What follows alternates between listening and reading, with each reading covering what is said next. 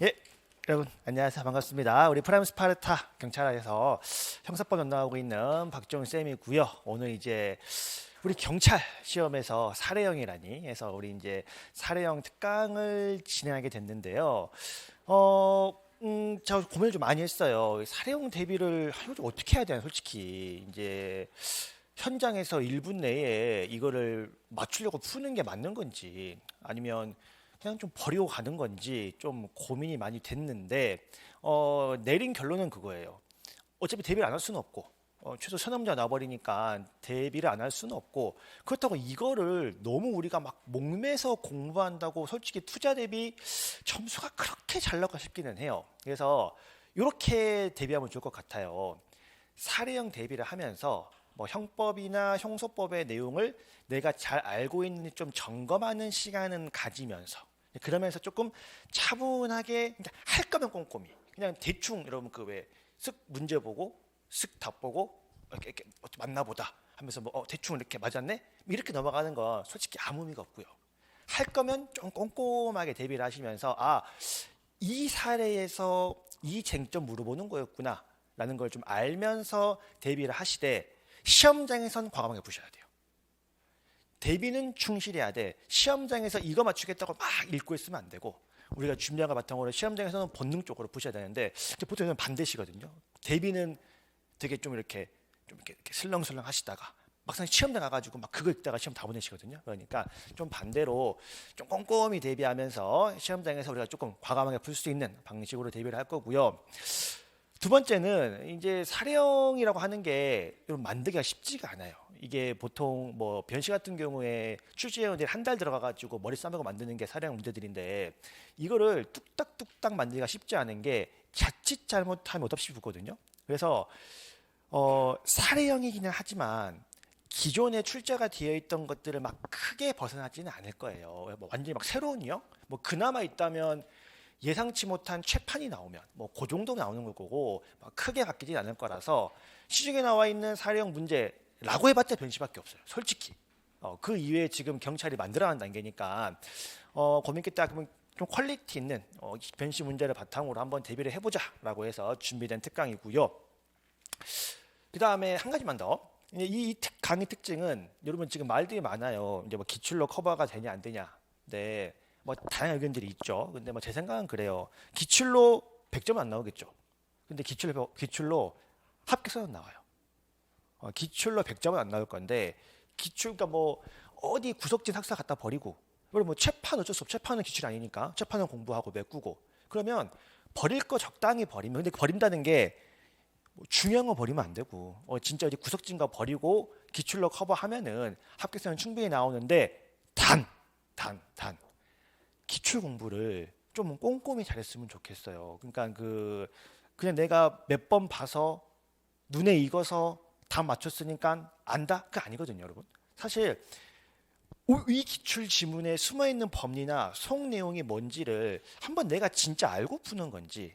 제가 한 번씩 우리 지금 기출 시험을 듣는 학생들한테 항상 하는 얘기인데, 요건 맞췄는데 저건 틀려. 근데 사실 두 개 똑같은 물어보는 거거든요. 근데 이거는 진짜 위험한 거예요. 이거는 맞췄는데 똑같은데 이건 틀려. 그럼 이건 다 진짜 모르는 거거든요. 모르는데 눈에 익어가지고 맞추는 거예요. 그럼 이거를 수험 공부를 할 때 잘 모르니까 메꿔야 되는데 안다고 오해를 하고 안 봐버려요. 그래서 이제 오히려 막상 기출이 조금 변형돼서 나왔는데 아예 못 풀어버리는. 그래서 맞춰야 되는데 틀리는 경우가 발생하거든요. 그래서 요번 시간에 저랑 같이 컨셉은 그렇습니다. 우리 이제 단순히 그냥 답 여기 막 O 맞추고 X 맞추고 뭐 이런 거 이거 별로 의미 없어요.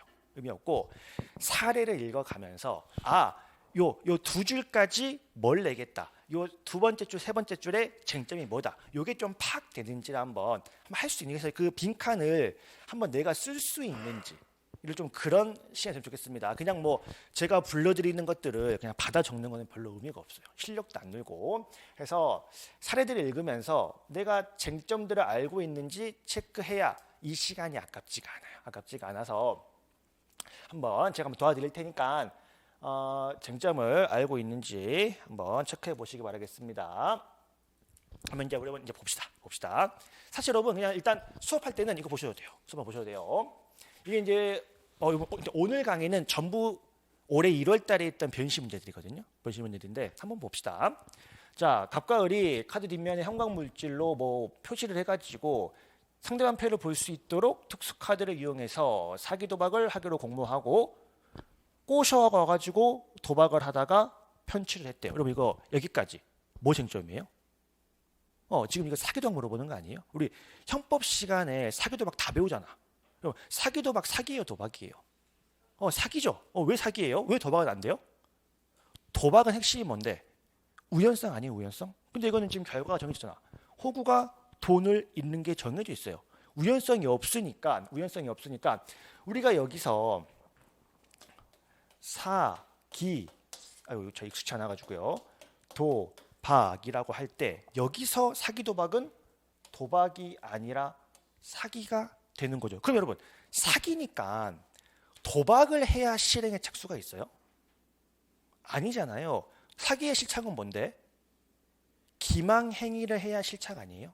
그러면 기망행위를 하려면 지금 여기 앉아가지고 도박을 하는 건 별로 의미가 없죠. 호구를 불러가지고 판때기에 앉히는 과정, 이것부터가 시작이란 말이야. 그러니까 사기 도박의 실행에 착수해서 저 사람을 꼬셔가지고 올 때부터가 실행에 착수라고.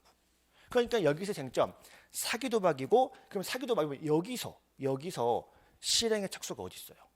여기 도박 장소에 유인하고 있는 거, 요거부터가 지금 실행의 착수잖아요. 그럼 이제 부른 다음에 몇 판 이뤄주고 돈 따야 될 거 아니에요. 그럼 그러한 과정에서 사기를 치기 위한 과정에서 발생되는 일련의 도박 행위들, 이거 별자가 돼요, 흡수가 돼요? 우리가 판례의 결론을 암기하지 않더라도 처음 보는 판례라 할지라도 생각해 볼 수 있잖아요. 결국 사기 치려고 그 전에 이루어지는 일련의 도박 행위들, 이거 굳이 우리가 별도의 도박죄를 인정할 실익이 있어요, 없어요? 없는 거 아니에요. 결국 그냥 사기 치려고 부른 거 아니에요. 그러니까 사기 도박은 결국 뭐만 되는 거예요? 결국 사기만 되는 거예요. 그리고 그 과정에서 도박들은 별로 의미가 없는 거죠. 그래서 시험장에서 읽으면서 이게 나오겠구나 쉽게 한번 생각해 보시면 되는 거고, 그 다음에 자, 갑하고는 지금 뭐 했어요? 그럼 결과적으로 사기쳤어. 사기쳐고 둘이 같이 공동 피고인으로 재판을 받게 됐대요. 자, 갑하고 을 사기의 공범인가요? 갑하고 을 사기의 공범이에요? 당연히 공범 아니에요? 둘이 같이 사기쳤는데. 그러니까 공범이면서 근데 오늘 전자칠판이 너무 낮다. 사기의 공범이 되면서 그 다음에 둘이 어떻게 됐대요? 둘이 같이 기소가 됐대. 공범인 공동피고인. 여러분 형소법 시간에 물론 공부 처음 하신 분 아니라 생각을 하고 공범인 공동피고인 모르시는 분 있어요? 이거 다 알잖아요. 근데 다 아는데 제대로 알고 있어요, 여러분? 공동인 공동피고인에서 얘네들끼리 증인 적격이 어떻고, 왜 증인 적격이 있을 때 변론을 분리해야 되고, 왜 공범 아닌 공동피고인하고 공범인 공동피고인은 뭐가 다르고, 맨날 시험에 나오는데 그냥 어영부영 넘어가잖아요. 어영부영 대충 안다 생각으로 해서 우리 그러지 말자고. 공부가 제대로 되어 있으면 이거 전혀 새로운 거 아니에요. 일단 여기까지 쭉 들어오고, 그래서 요 사이로 들으시면 되시고요. 그 다음에 끝났구나 해서 이제 문제 봅시다. 문제 1번 보시면, 그래서 이항 설명으로 옳은 것은이라고 모두 되어 있습니다. 그럼 우리 한번 기하 한번 풀어봅시다. 갑과 을은 40분 동안 도박을 했대요. 아까 침에 이 도박 별도로 인정하는 거 별로 의미 없다고. 이는 결국 사기치는 거란 말이에요. 그럼 답 뭐겠어요? 별도로 도박죄가 성립받는다. 맞겠네. 이거 결국 지금 사기치려고 하는 거잖아. 사기치려고 하는 거니까 일련의 과정 속에서 발생한 도박, 이거 굳이 인정할 필요 없다. 인정할 필요 없다. 그 다음에 이제 니은이 이거죠. 니은이 A가 갑과 동거하지 않는 사촌관계. 눈치 빠르면 답 나왔죠. 동거하지 않는 사촌관계고, A가 갑과 을을 고소했지만 1심 법정에서 갑에 대한 고소를 취소를 했다. 우리 그 사기죄 같은 경우에는 친족 상도례가 적용이 되고, 친족 상도례는 직결적 배우자, 동거, 가족, 또는 그 배우자와 같이 좀 같이 사는 사람들끼리는 형을 무조건 면제하는데 여기 나와 있는 것처럼 동거하지 않는 친족 같은 경우에는 친고죄로 구성이 되어 있어요. 근데 그 사방을 보시면 뭐라고 되어 있어요? 친족 상도에서 친족은 친족이 없는 자한테는 적용이 안 돼. 그래서 우리가 뭐라 그래? 상대적 친고죄라고 이야기를 하죠. 친족이 있으면 적용이 되고 친족이 없으면 적용이 안 되고 이거 다 알고 있을 거고. 그 다음에 형소법 처음 들어가실 때 고소에 친고죄에 있어가지고 고소에 뭐 사실 정확하게는 주관적 불가분의 원칙이죠. 고소의 주관적 불가분의 원칙. 그럼 지금 이 사건에서 갑하고 을이 같이 범죄를 했고 범행은 사기 도박이니까 사기고 사기는 친족 상도례가 적용이 되고 그 다음에 피해자가 누구죠? 피해자가 A네요. 피해자가 이렇게 있고 피해자가 이렇게 있고 이렇게 A하고는 동거하지 않는 친족이고 동거하지 않는 친족이고 을하고는 남남이겠네. 자 이런 상태에서 뭐 문제 안 봐도 뻔하죠. 둘 다 기소했다가 중간에 얘한테 고소를 취소했다. 그거 나오겠네. 뭐 이거는 뭐 우리 형소 문제에서 맨날 나왔던 거잖아요. 맨날 나왔던 거. 그럴 때 얘에 대한 고소의 취소가 원래 이게 범죄로 공범이었으면 둘 다한테 다 미쳤을 텐데 이런 소위 말하는 이게 친족 상도례와 같이 친분이 있으면 적용이 되고 신분이 없으면 적용이 안 돼. 이제 우리가 상대적 친고죄라고 이야기를 하죠. 상대적 친고죄에 고소의 주관적 불가분의 원칙이 적용됩니까? 적용 안 됩니까? 우리 적용 안 되잖아. 이거 다 우리가 형법 시간에 공부했던 내용이죠. 그러면 니은 보시면 동거하지 않는 친족인데 고소했다가 갑에 대해서만 고소를 취소를 했대요. 그러면 갑에 대해서는 고소 취소력이 미치고 만약에 주관적 불가분의 원칙이 계속 적용이 되면 얘에 대한 고소의 취소가 얘한테까지도 미쳤을 텐데 상대적 친고죄에는 적용이 안 돼. 그러니까 얘한테만 미치고 얘한테는 안 미쳐요. 그러면 여전히 얘에 대한 고소는 유효해요. 그러면 얘는 봐줘도 얘는 못 봐주죠. 얘는 봐줘도 얘는 못 봐주죠. 그러면 니은에서 갑과 을의 A에 대한 사기죄에 있어서 모두 공소기각 아닐 거고 누구만 봐준다고? 갑만 봐준다고. 갑만 봐줄 거니까 갑만 공소기각. 을은 그대로 처벌. 이거 우리 경찰 기출문제에 겁나 많아요. 겁나 많은 지문이고. 그 다음에 디귿 봅시다. 갑이 제1심에서 을과 함께 사기, 도박, 범행을 저지른 것이 맞다라고 자백을 했대요. 그리고 위 자백은 을의 반대 신문권이 보장되어 있어 가지고 독립한 증거 능력이 있다.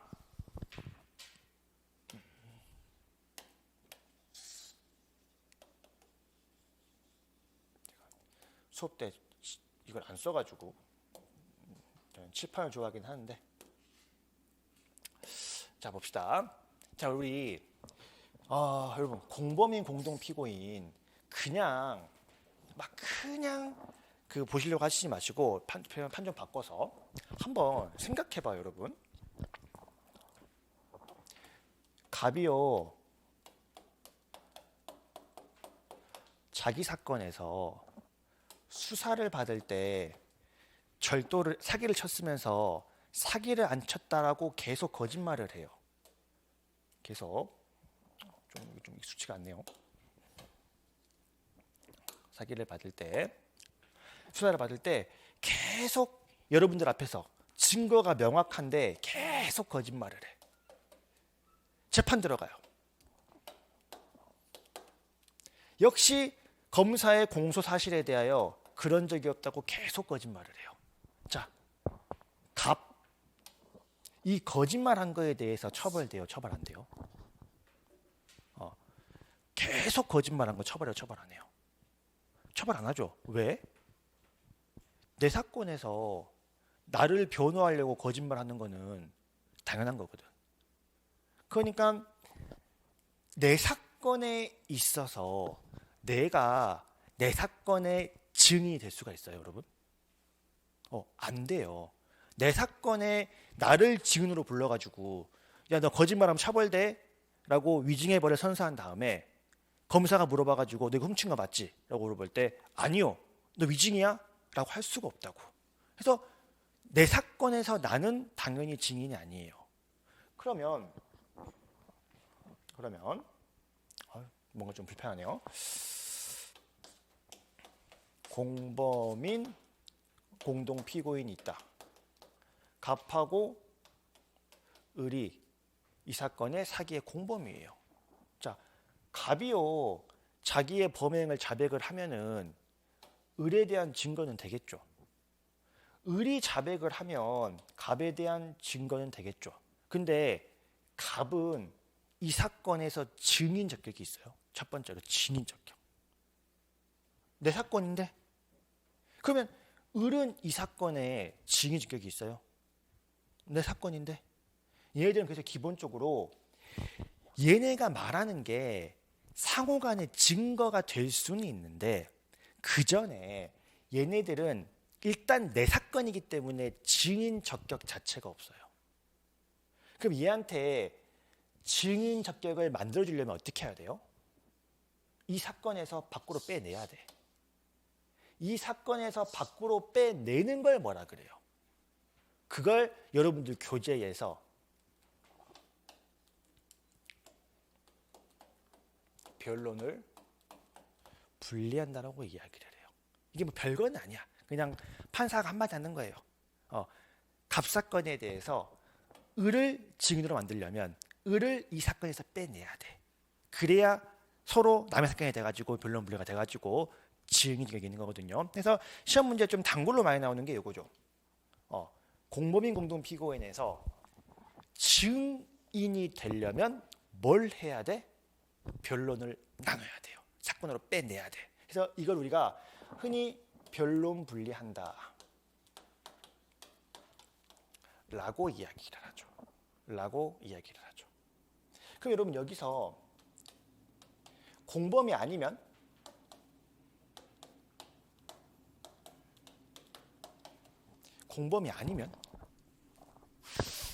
근데 일단 첫 번째로 공범이 아닌데 왜 공동 피고인이지? 뭐 둘이 같이 범죄했으니까 같이 받는 거 오케이야. 근데 얘네들은 서로 공범도 아닌데 왜 같이 재판을 받아요? 뭐 다양할 수는 있는데 상황은 다양할 수 있는데 보통 뭐 예를 들면 피해자가 동일할 때, 뭐 아동 청소년 성매매 사건에서 그 어떤 한 그 성매매 여성을 상대로 한 성매매 사람들 여러 명일 거 아니에요. 그 사람들 보통 피해자의 진술을 바탕으로 피해 특정을 하거든요. 그래서 한 5명 특정했다. 5명 딱 조사를 해가지고 한 번에 집에 보내는 거죠. 그러면 얘네들끼리는 뭐야? 공범 아니에요. 남남이죠. 그러면 아까쯤에 우리 공범이면 잘 보세요. 공범이면 갑은 내 사건을 이야기하는 게 곧 을에 대한 범행이 돼버려요. 근데 공범이 아니면 갑에 대해 이야기를 하는 거는 을하고는 아무런 상관이 없어. 그러니까 얘네들끼리는 기본적으로 내 사건이 아니에요.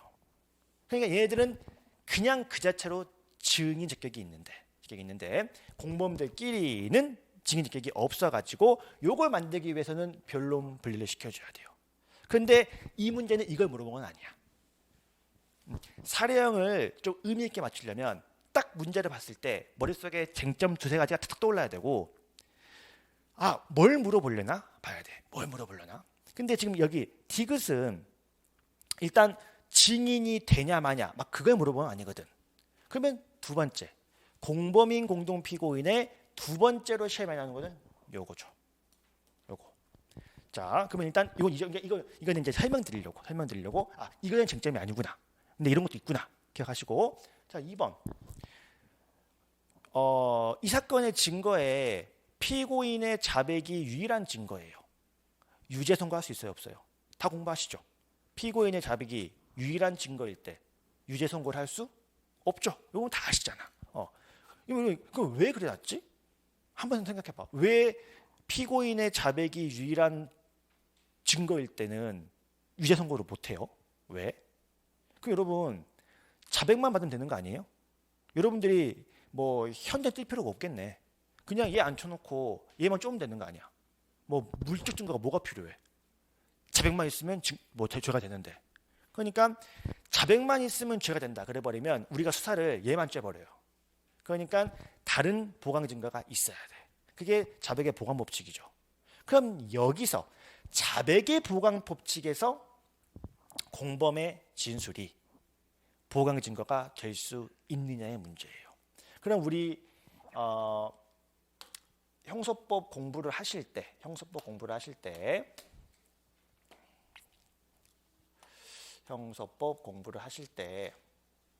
뭐 그런 거 공부하시잖아요.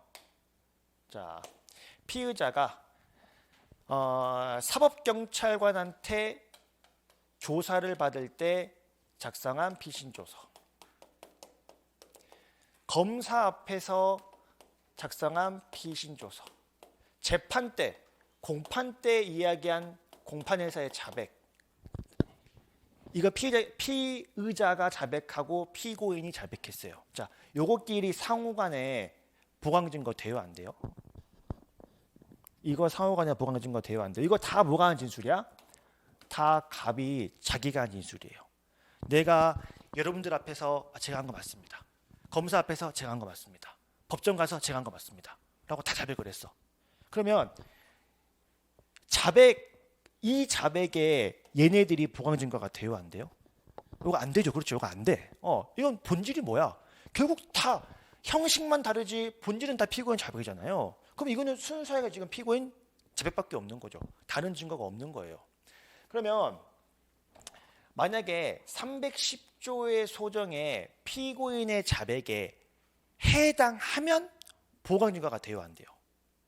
그렇지, 안 되는 거고, 여기에 해당하지 않아야 보강 증거가 되겠죠. 그럼 이때 공범인 공동 피고인의 진술을 갑의 이 자백처럼 똑같이 볼 수 있느냐, 아니면 갑과 같이 공범이었던 얘의 진술은 어쨌든 갑의 자백은 아니니까 갑의 범죄에 대한 보강 증거로 쓸 수 있느냐의 문제에서 우리 판례 입장은 뭡니까? 아마 다들 보셨을 거예요. 공범인 공동 피고인의 자백은 어쨌든 내가 아니라 딴 사람이 말한 거 아니에요. 이거는 나의 자백하고는 다르다. 그러니까 뭐가 될 수 있다? 보강 증거가 될 수 있다. 근데 여러분 해석을 잘 하셔야죠. 310조에 해당하지 않아야 피고인의 자백이 아니니까 다른 증거가 돼가지고 보강 증거가 되겠죠. 그럼 여기서 해당해요? 해당 안 해요? 해당 안 해요. 해당 안 하니까 보강 증거가 된다고 안 된다고? 보강 증거가 된다고. 자백에 해당해버리면 보강 증거 안 됩니다. 그래서 어쨌든 나 말고 다른 사람이 말한 거다. 그래서 지금 여기서 이 디귿에서 묻고 싶은 것은 이 자백의 보강 법칙이에요. 근데 우리 자백의 보강 법칙도 다 알잖아. 이게 뭐 그 쟁점 다 들어봤잖아요. 뭐 처음 듣는 거 아니잖아. 했으니까 사실 말만 사례형이고 말만 그런 거지 잘 보면 우리가 배운 것들 섞여 있는 거예요. 그래서 그 증거 인력이 있다라는 게 우리 판례 입장이고요. 그다음 리을 봅시다. 뭐 리을은 시험 문제가 올해 참 많이 나왔어요. 그리고 그 제가 이제 문제 사실 좀 더 시간이 많으면 더 많이 찾을 수 있는데 참 시간이 없어서 찾지를 못했는데 그 리을 같은 경우에는 우리 적어도 우리 경찰 채용하고 경찰 간부 정도는 다 보시잖아요. 기출문제 보실 때.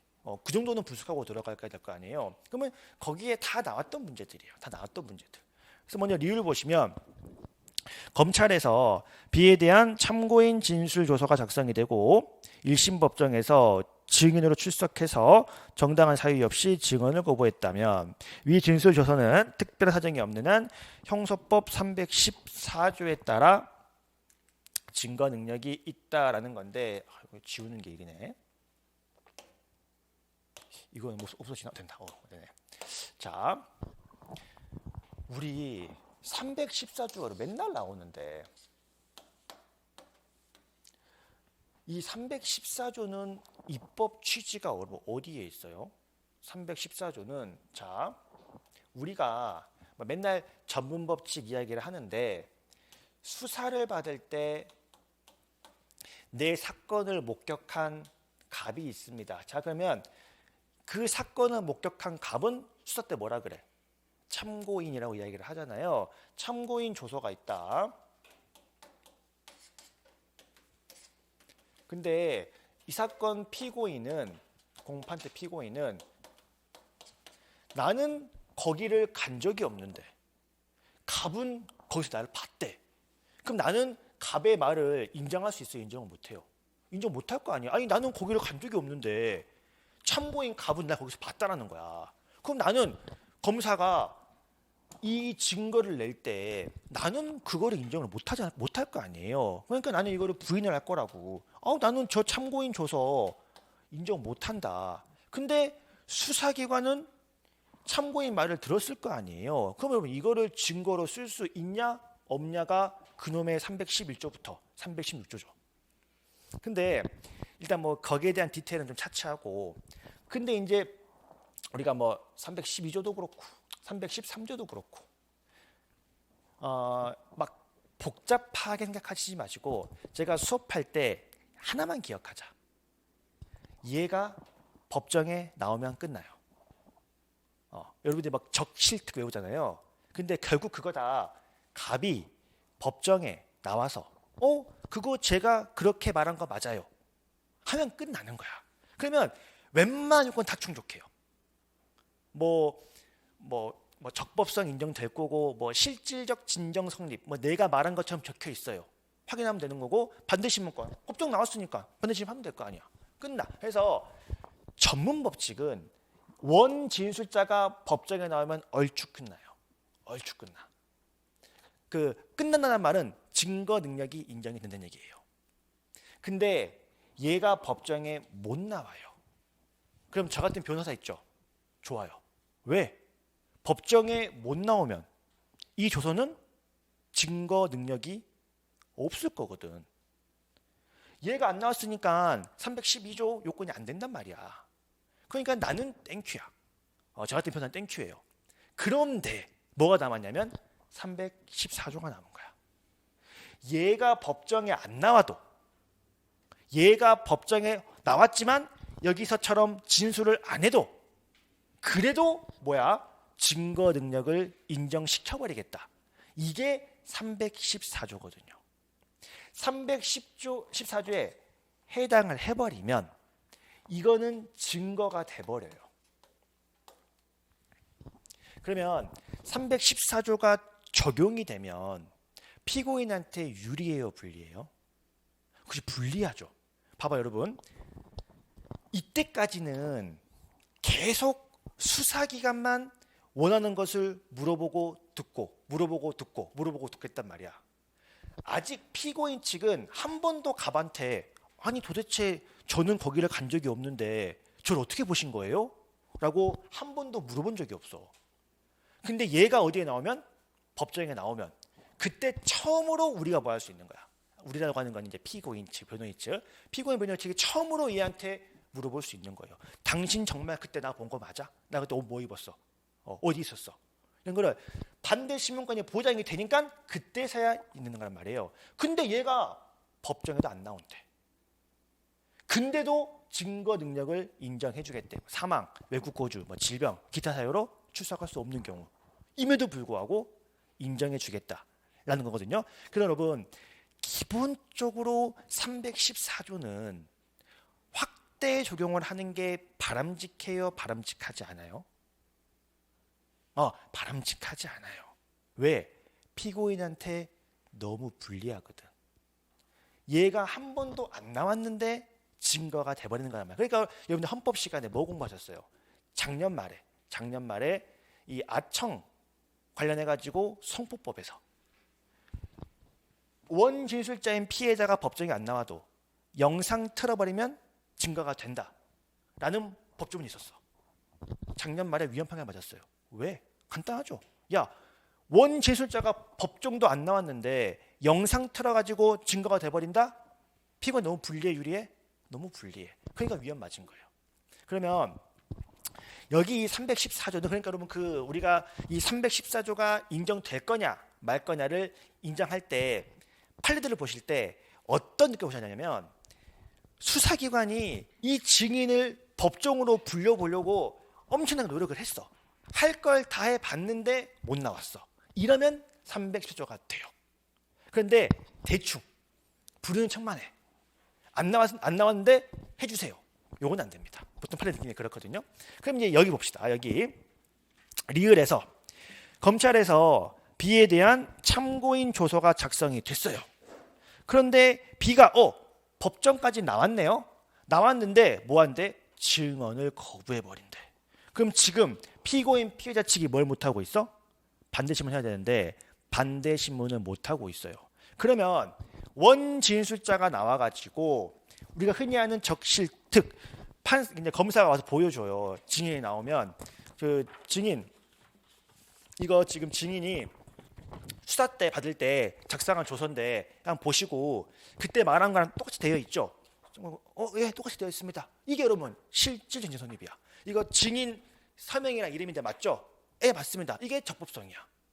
이거 끝나야 되는데 이걸 안 해. 얘가 와가지고 증언한단 말이야. 그럼에도 불구하고 314조를 인정해서 증거 능력을 인정할 수 있겠느냐?